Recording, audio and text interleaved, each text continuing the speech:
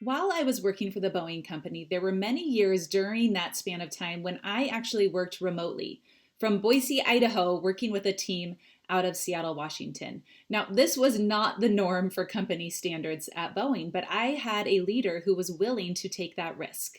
And because I was gifted with that situation, I was trusted to work remotely. Guess what? I put in more hours. I was more productive. I believe my performance rose during that time because I wanted to prove that I could be trusted to make this work. Now, this has been top of mind for me as organizations are trying to figure out what to do during this transition time of remote work versus hybrid schedules versus back in the office full time. And I actually think we're making it more complex than it needs to be. So I would ask you first to consider, let's assume your team worked 100% remotely over the last year. How did productivity look? How did performance look? Did they slide at all? If they did not slide, then I would ask you, what is the urge, the need to bring them back full-time or part-time? If folks want to continue working remotely and they're still performing at high levels with high productivity rates, let them do it. It's simple. Now, I do understand you may be thinking, well, but there's some intrinsic value in just being together in person, ideation that happens, connection that happens. And I actually agree with you. And so if you're feeling that urge to still have some blend or to bring them back full time, I would encourage you, instead of just sitting in a room privately, leaders, and coming up with a new policy, why not engage your employees in the process? Why not hear their thoughts and their ideas on how you can achieve this connection while finding some balance for your employees? If you involve them in that process and they get to help contribute to this new policy, guess what? A, they're going to be more excited about it. B, they're going to be more likely to follow it.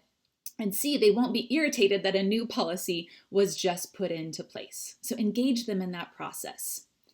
Bottom line, your employees are whole people. This last year has enabled us to all show up in different areas of our life in new ways. I, for one, have been able to have slower mornings and actually enjoy breakfast with my girls rather than rushing them off to daycare. And I'm not going to veer away from that. I'm going to stick with that in my schedule. Perhaps your employees have been able to enjoy a new hobby that promotes their overall well-being, or they've spent more time with their kids, or whatever it might be. There's actually been benefit in this experiment. So let's leverage that. And I'll add one more thing. About half of the workforce today is filled with rising generations, millennials and Gen Zers. They make up about 50% of the workforce today. And guess what? When surveyed, 90% of them say that they prefer either to work remotely, full-time, or engage in a hybrid schedule. So this last year, you learned how to do it. They're going to continue to fill up the workforce. We have to be creative in our ability to offer alternative work schedules and alternative work locations. You can do it. You just did it the last year. Let's continue to lean into that and make that the new norm, because that will drive higher levels of engagement and performance in existing employees and attract new talent to come into the organization.